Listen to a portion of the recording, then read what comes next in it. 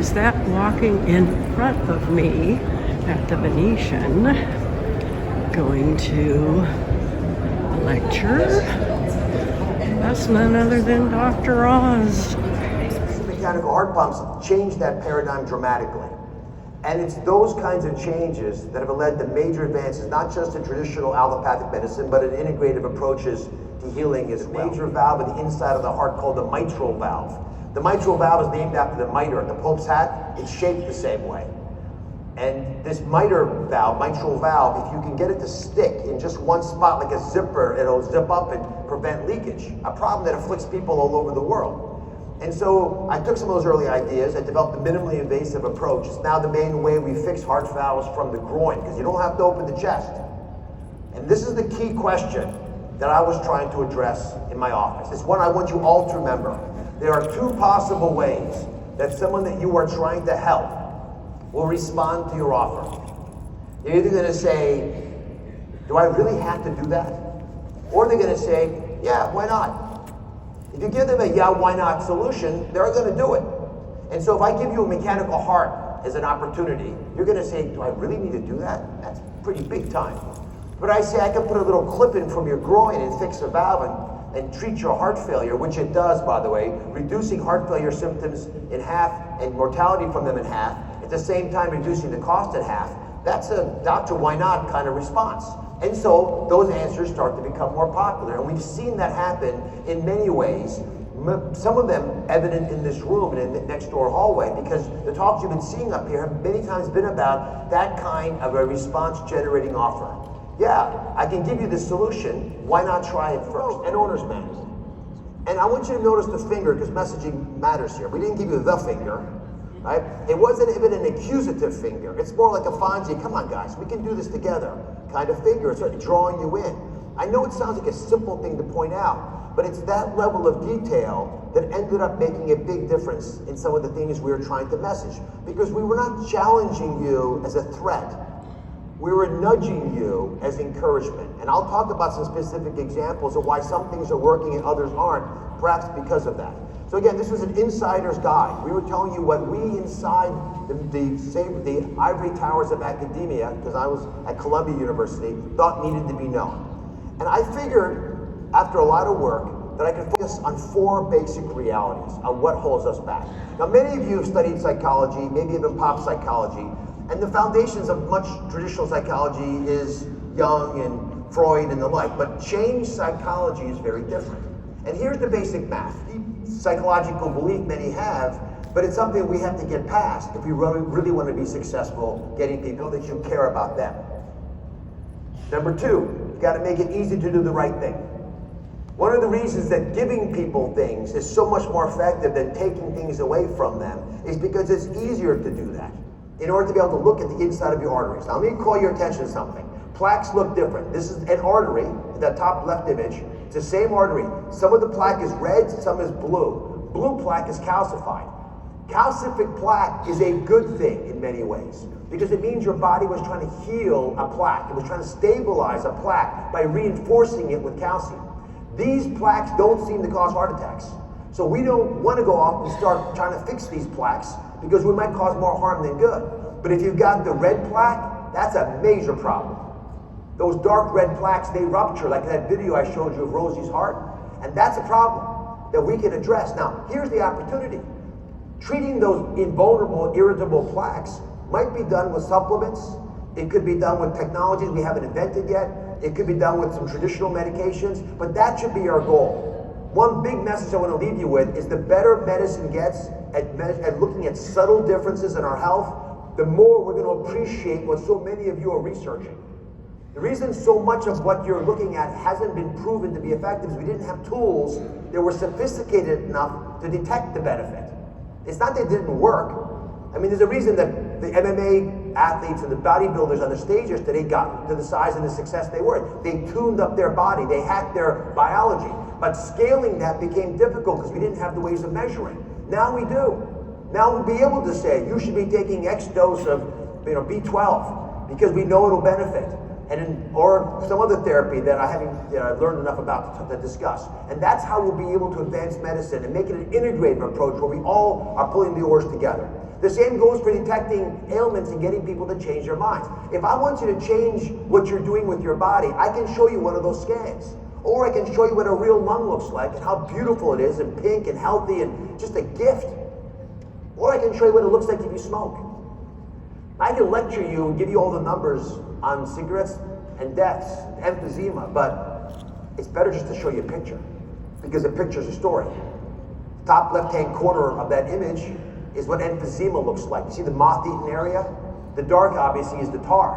When patients who smoke see this, it changes their mind. And then they're opening up back to psychology of change. There's 70% of people who are pre-contemplative, who don't care about changing or what you're talking about. Suddenly, they begin to pay attention because you've woken them up. That's why speaking to women is so important, because the chief family officer, the caregiver who takes care of most other people, is almost always a female. If she knows this, and you give her a little testosterone so the message is clear, she begins to act on it.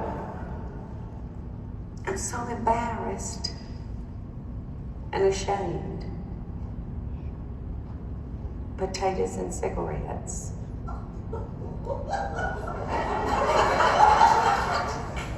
You smoke? I just kind of hold them. They can actually do the smoking. Well, how long have you been holding them for? 50 years. 50 years? And how many do you hold a day? As many as I can. Probably hold them back and ask, don't look at me that way. What's the emotion that you're sensing? Shame. Shame. That's absolutely right. Shame is a very effective but destructive emotion. It does get you to look up, but it doesn't get you to focus on what actually gets you to the promised land. And she's successful. Paula Deen has done a lot of great things in her life, like everybody else. You know, she's gone ups and downs, but she's a solid individual who's worked her tail off, came from very little, 2 kids, no husband, in poverty, and built something meaningful. And she's ashamed because she can't deal with one of the most addictive substances we know, which are cigarettes, which again becomes part of the bigger message here. How do we move past that?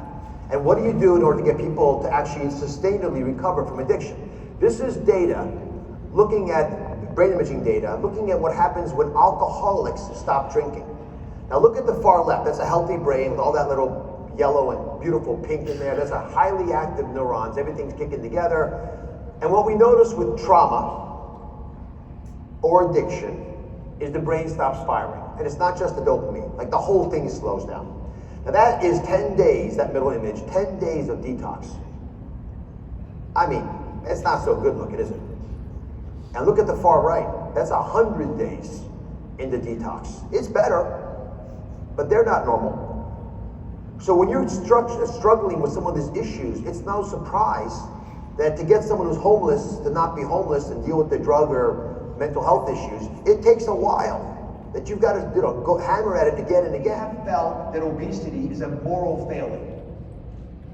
And you want to start an argument over dinner, start talking about what this does to that argument.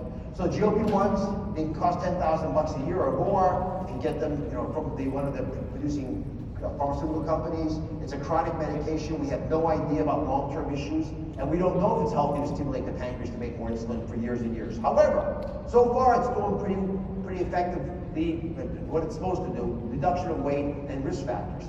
Consumers want it for that reason. Half the people in America are interested in taking these medications. Now, half of us are overweight, but not that overweight. There's a reason that so many of us can be seen by Google Earth, but it's not a majority of us.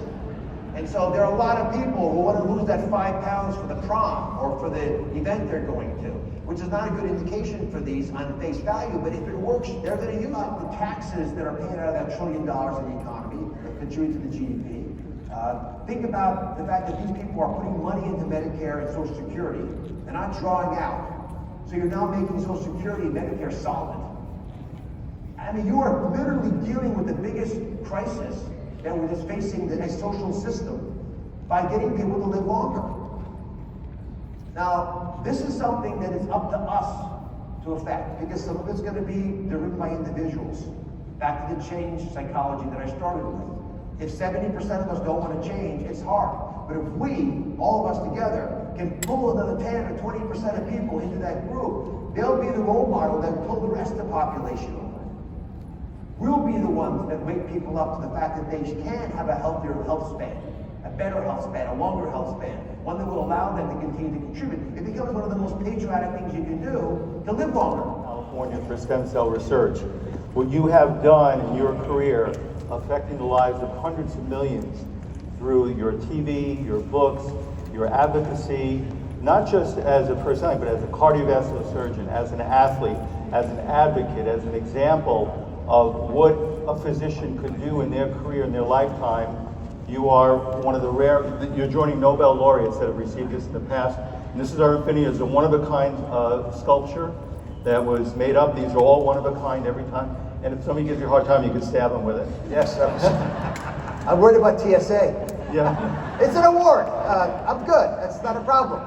But again, you are the winner of the Infinity Award from A4M, and it's a great honor for you to be here. We appreciate it. God bless you. God bless you all. Thank you very much. I can tell jokes about this, but it wouldn't be appropriate. You have no idea how much power you have in this room. Please go out there and do good with it. I'm here at the Longevityfest with none other than Dr. Robert Goldman himself. Dr. Bob, do we have a huge crowd this year? Is that correct? Yeah, I think it's the largest event we've ever held in 31 years. That's great. And of course, your big star was... Well, we had a lot of big stars. But Dr. Oz, I think, was a big draw this morning. Oh yeah, he did a great job, and he's terrific. I mean, he's done so many innovative things in his career. He's affected the lives of not millions, not tens of millions, but probably hundreds of millions. Great speaker, too. We really enjoyed it. And, we're non-medical people. We're in the film industry, but it was very informative. No, he's very good at taking complicated topics and making them, very understandable for the general public. That's great. And of course, I enjoyed the martial arts panel yesterday. Yeah, it's always a lot of fun. That's my most fun part of the weekend for me personally. That was great. All right. Well, thank you very much, Dr. Bob. Thank you.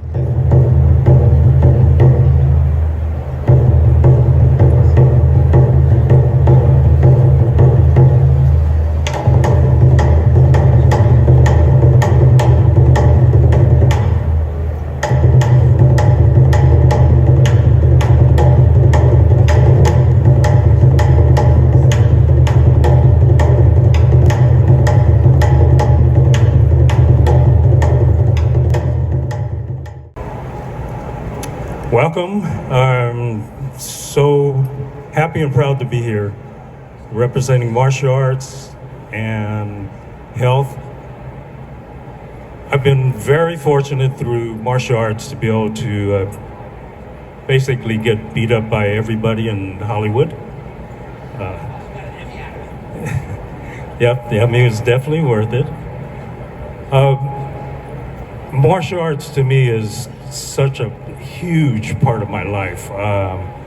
So not only the health benefits, but also mental, emotional benefits from it. And in fact, one of the biggest things is having mobility. Because when you get older, we get a little tighter, and mobility gets a little bit less. So I try to stretch as often as I can. Toiling away as always. All right.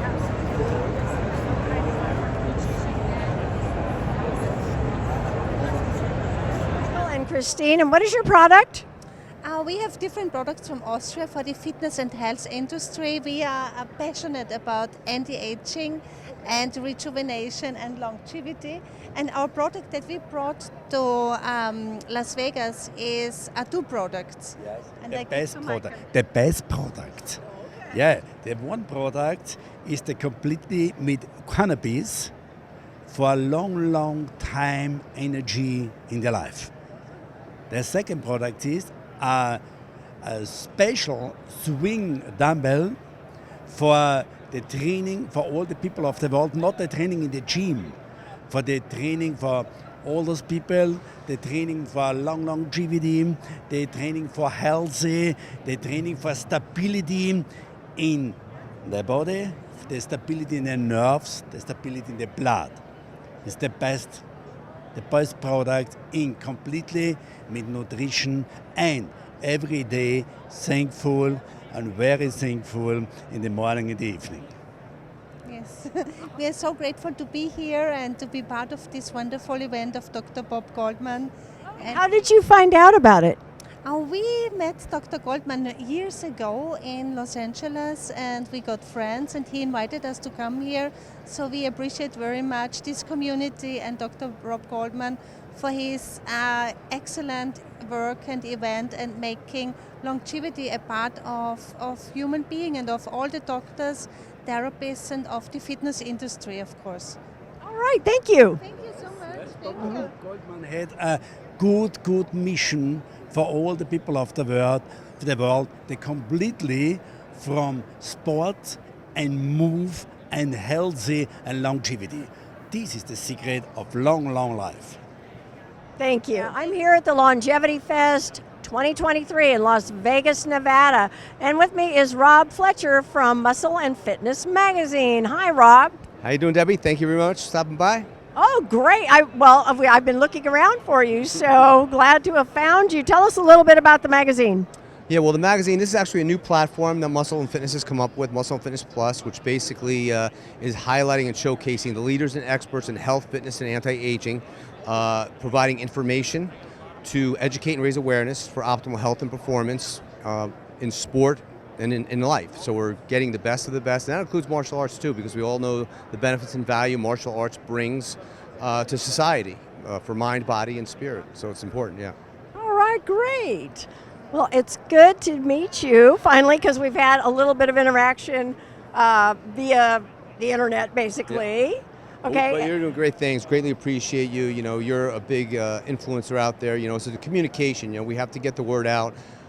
People are responsible and be accountable for your own. Be the CEO of your own healthcare. You know, take control of your life. It's healthcare, not sick care. So we want you to get up. We want you to get moving. We want you to be active, whether it's martial arts, yoga, strength training. But that comes from knowledge, from the best of the best, and we have that platform which is doing that. All right. Thank you very much. You're welcome, Deb. Thanks very much.